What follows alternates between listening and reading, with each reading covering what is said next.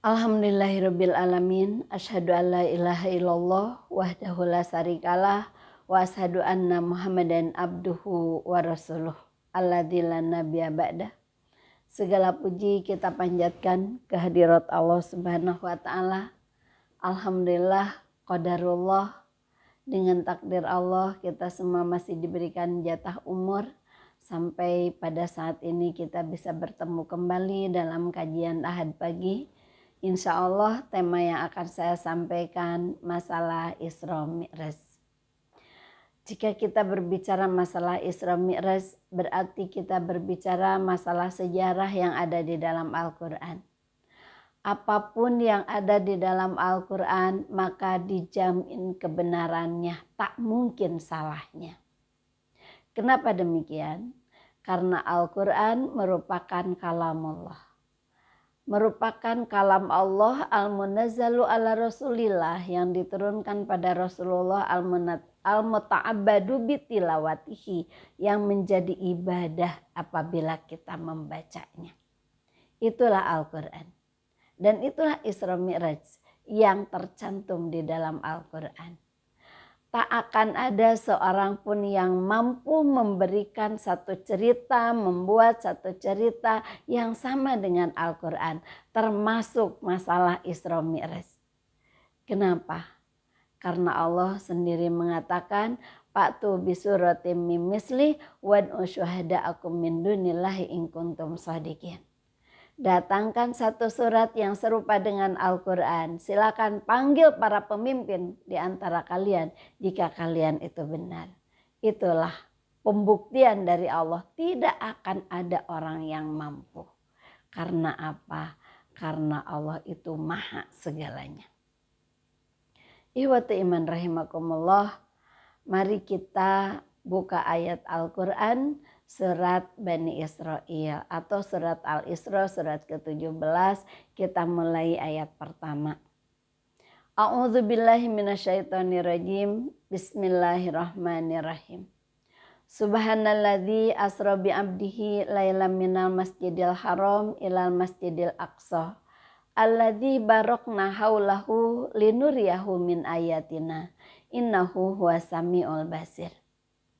Subhana, maha suci Engkau ya Allah, alladzi yang asra bi abdihi telah menjalankan hambanya lailan pada suatu malam minal masjidil haram ilal masjidil aqsa, dari masjidil haram ke masjidil aqsa.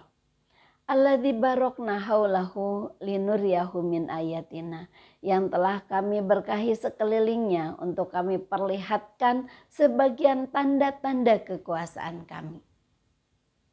Innahu wasami'ul basir, bahwa Allah maha mendengar dan Allah maha melihat. Ihwatu iman rahimakumullah, ayat ini diawali dengan kalimat subhana, maha suci Engkau ya Allah. Kenapa diawali dengan kalimat subhana? Seolah Allah yang maha gagah, Allah yang maha rahman, Allah yang maha kuasa, Allah yang maha suci. Mempertaruhkan kesuciannya bahwa Isra Mi'raj itu benar-benar terjadi. Dan itu adalah satu kebenaran dari Allah Subhanahu wa ta'ala. Sehingga Isra Mi'raj ini tidak bisa dikejar oleh logika, tapi harus dikejar, harus dipahami, harus diyakini oleh keimanan yang ada dalam hati kita. Kalau logika enggak bakalan terkejar. Oleh karena itu diawali dengan subhana. Itulah tafsir dari subhanalladzi asra. Kemudian maha suci Engkau ya Allah. Kenapa Allahnya dibuang? Seharusnya subhanallahilladzi asra. Itu kalau menurut ilmu balaghah namanya ijaj. Ijaj ayat itu artinya disimpelkan bahasanya, tapi maknanya sangat luas. Maknanya sangat lebar. Itulah makna dari Isra Mi'raj.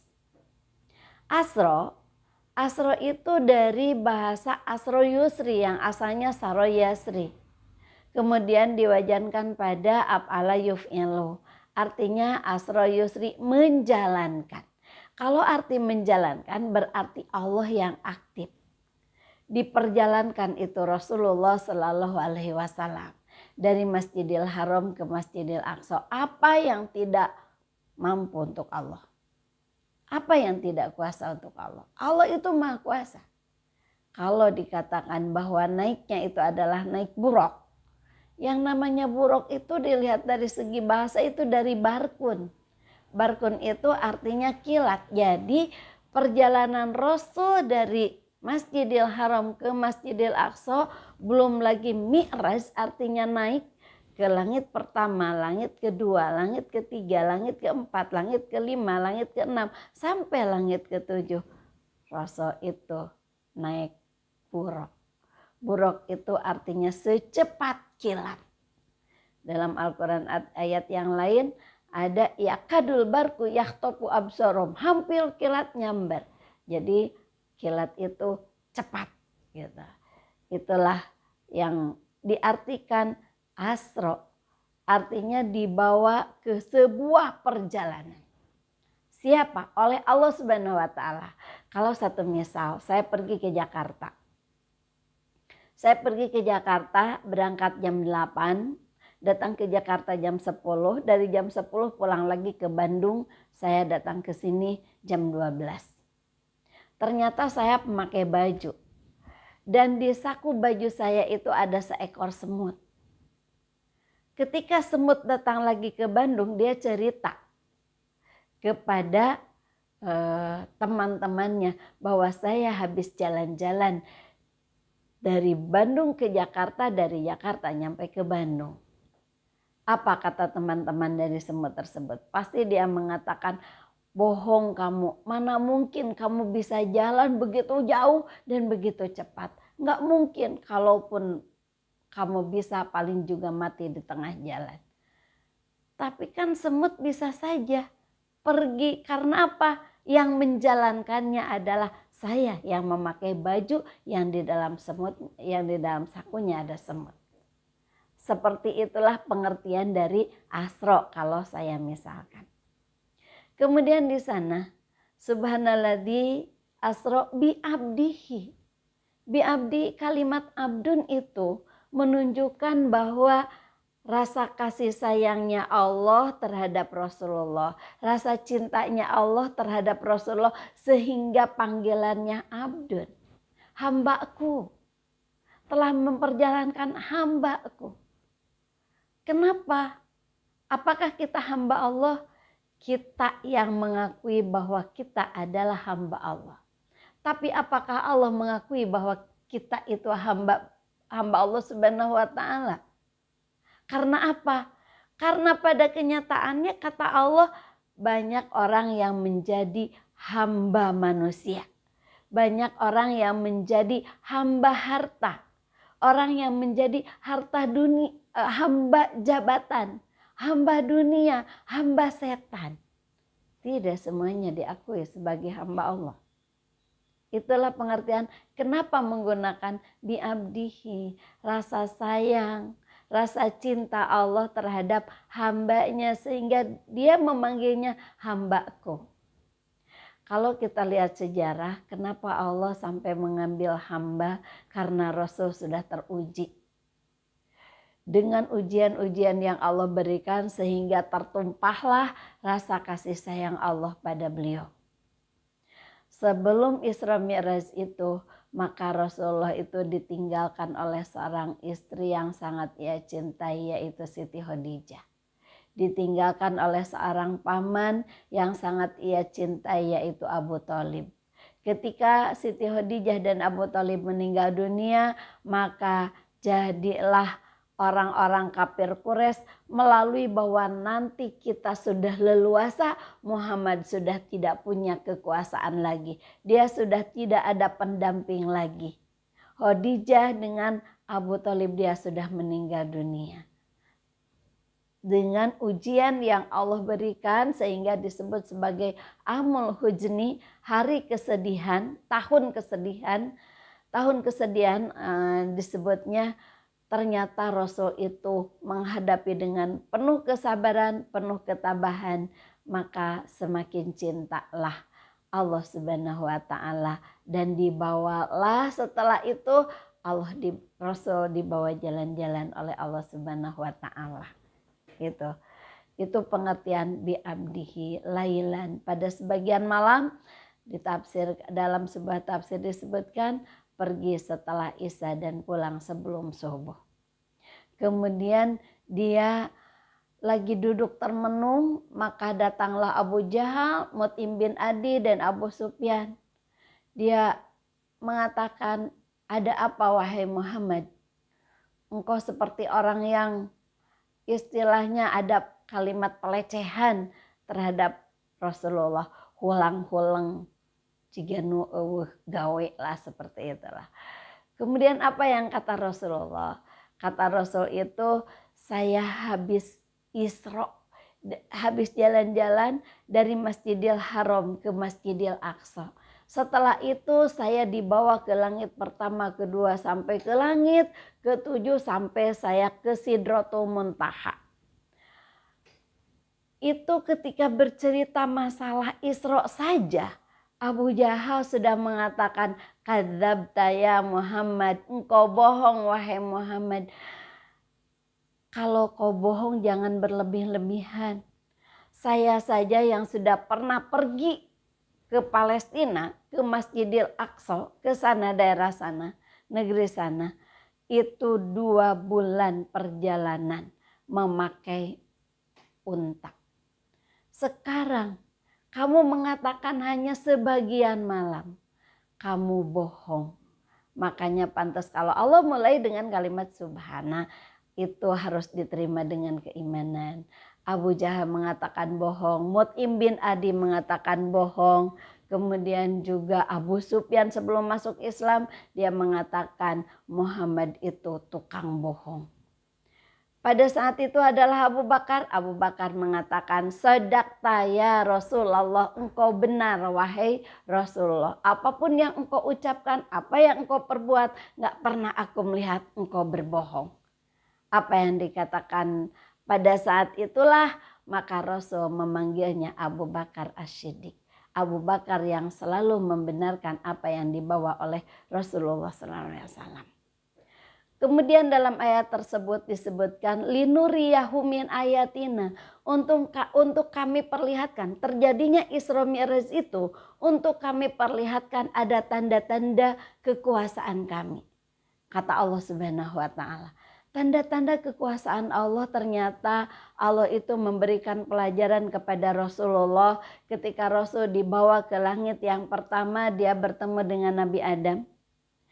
Dan Nabi Adam tersebut ketika dia melihat ke sebelah kanan, dia tertawa, dia senyum bahagia. Dan ketika melihat sebelah kiri, maka dia itu menangis. Kemudian Rasulullah bertanya pada Jibril, wahai Jibril, siapa dia? Dia adalah Adam. Kenapa dia menangis? Dia melihat anak cucunya masuk neraka. Kemudian juga kenapa dia melihat ke sebelah kanan, dia tertawa? Dia melihat anak cucunya masuk surga. Sampai naik ke langit berikutnya, bertemulah dengan para nabi-nabi yang lain. Termasuk bertemu dengan Nabi Yusuf. Dan mengatakan ada seseorang yang sangat ganteng. Kalau mau dikatakan gantengnya sampai 70% daripada manusia yang ada di dunia. Nah, itulah bahasa bebasnya, saking ganteng-gantengnya Nabi Yusuf.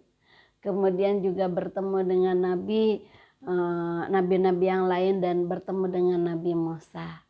Setelah nyampe ke Sidratul Muntaha, maka ternyata ada sesuatu yang akan Allah sampaikan pada Rasulullah SAW dalam kejadian Isra Mi'raj ini. Yang beda dengan diwajibkannya kewajiban-kewajiban yang lain. Beda, mau apa? Ternyata Allah mau mewajibkan sholat. Yang pada asalnya sholat itu diwajibkan 50 waktu dalam sehari semalam. Maka Rasul datang pada Nabi Musa. Kata Nabi Musa, apa yang disyariatkan terhadap engkau wahai Muhammad? Kata Rasulullah, disyariatkan padaku salat 50 kali sehari semalam. Maka kata Nabi Musa, umatmu tidak akan mampu. Mintalah keringanan pada Allah Subhanahu wa taala. Maka Rasul kembali lagi dan dipotong 25 kali. Setengahnya berarti 25 kali datang lagi pada Nabi Musa. Sampai kata Nabi Musa, datang lagi lah pada Allah karena umatmu tidak akan mampu. Maka Rasul datang lagi pada Allah, maka diwajibkanlah 5 kali. Kata Musa, umatmu tidak akan mampu. Tapi kata Rasulullah SAW, aku sudah malu untuk selalu minta keringanan pada Allah Subhanahu wa taala. Ternyata apa yang diprediksi oleh Nabi Musa sampai saat ini masih banyak orang yang tidak mampu salat sehari semalam 5 kali. Ikhwati iman rahimakumullah, itu pelajaran dari Isra Mi'raj. Termasuk di dalamnya kewajiban salat yang tadi yang 5 kali. Beda dengan wajibnya zakat, wajibnya saum, wajibnya ibadah haji. Ini beda. Kenapa? Kalau wajib saum cukup turun ayat. Tidak mesti diundang dengan Rasulullahnya. Cukup turun ayat, kutiba alaikumusiyam kama kutiba alal ladzina min qablikum la'allakum tattaqun. Untuk wajibnya haji tuh cukup dengan turun ayat watimul hajja wal umrata lillah. Untuk wajibnya zakat, infak, wa anfiqu mimma razaqnakum wa atuz zakah. Cukup turun ayat, tapi ketika diwajibkan salat, maka Rasul diundang berhadapan dengan Allah Subhanahu wa taala, jelas tempatnya dan jelas waktunya. Itulah keistimewaan di dalam salat. Kenapa? Karena salat imaduddin. Salat itu adalah tiangnya agama. Sampai Rasul mengatakan, idza salahat salah sairu amalihi. Apabila salatnya beres akan beres semua amalnya, apabila salatnya rusak akan rusak semua amalnya. Sehingga ada satu istilah yang diterangkan bahwa salat itu bagaikan karroksi fil jasadi. Salat itu bagaikan kepala di dalam jasad. Artinya kalau salat di dalam ibadah itu bagaikan kepala di dalam jasad. Mungkin orang tidak punya tangan masih bisa hidup. Orang tidak punya kaki masih bisa hidup. Tapi bayangkan kalau orang sudah tidak punya kepala. Bisakah dia hidup? Nah itulah kenapa salat sampai ada sejarah diwajibkannya ketika Rasul di Isra Mi'rajkan. Itu linuriyahu min ayatina. Ayat-ayat Allah yang Allah perlihatkan. Setelah itu juga ketika Rasul dibawa jalan-jalan maka diperlihatkan pada Rasulullah Sallallahu Alaihi Wasallam. Katanya ada orang yang ketika dia memanen melihat ke belakang sudah waktunya untuk dipanen lagi. Dia panen melihat ke belakang sudah waktunya untuk dipanen lagi. Maka Rasul bertanya pada Jibril, wahai Jibril itu gambaran siapa? Kata Jibril itu gambaran orang yang selalu sedekah. Itulah yang Allah janjikan ad'afan mudha'afah. Orang yang bersedekah itu bukan berkurang, tapi bersedekah itu adalah bertambah, bertambah dan bertambah. Sehingga digambarkan pada Rasulullah. Sekarang dipanen untuk lihat ke belakang, panen lagi, panen lagi. Mala naqasa malun min sadaqatin bal yazdad bal yazdad bal yazdad. Yang kedua yang diperlihatkan kepada Rasulullah SAW, marartu lailata usri abi ala unasin takradu sapahum wa asinatahum bimaqaridum min narin. Orang yang sedang mengguntingi bibir dan lidahnya dengan gunting yang terbuat dari api neraka. Maka Rasul mengatakan, siapa itu Jibril? Mereka adalah orang-orang, para ulama, orang yang tahu, orang yang berilmu. Tapi mereka kabura maktan indallahi antakulu malataf alun. Hanya bisa bicara tapi tidak bisa berbuat. Dan banyak lagi pelajaran-pelajaran yang diperlihatkan kepada Rasulullah SAW sampai ada orang yang dia memanggul kayunya. Dia sudah berat, dia sudah sulit untuk berjalan, oleh Allah itu ternyata ditumpangi lagi, ditumpangi lagi, ditumpangi lagi. Dia sudah minta ampun, saya sudah berat. Ternyata kata Rasul, wahai Jibril, itu gambarannya siapa? Kata Jibril, itu gambaran orang yang rakus. Rakus dengan jabatan, rakus dengan harta. Orang lain tidak boleh, maka kata Allah, sekarang boleh engkau miliki semuanya. Tapi ternyata itu jadi azab. Naudzubillahi min dzalik. Linuriyahu min ayatina innahu huwas samiul basir, bahwa Allah itu adalah maha mendengar dan maha melihat. Ikhwati iman rahimakumullah, itu barangkali tafsir dari surat Al-Isra ayat 1 menerangkan tentang betapa dahsyatnya, betapa spektakulernya kejadian Isra Mi'raj, dan kejadian itu tidak bisa diterima oleh logika, tapi diawali dengan subhanallah, kata Allah, terima dengan keimanan. Insya Allah untuk kita, apapun yang ada dalam Al-Quran, kita akan berusaha untuk memahami, untuk memuliakan, kita akan berusaha untuk mengamalkan. Sami'na wa ata'na ghufranaka rabbana wa ilaikal masyir. Itu yang bisa saya sampaikan. Mohon maaf atas segala kekurangan dan kesalahan. Allahu ya'udzu bi'aidina ila ma fihi khairun lil islami wal muslimin.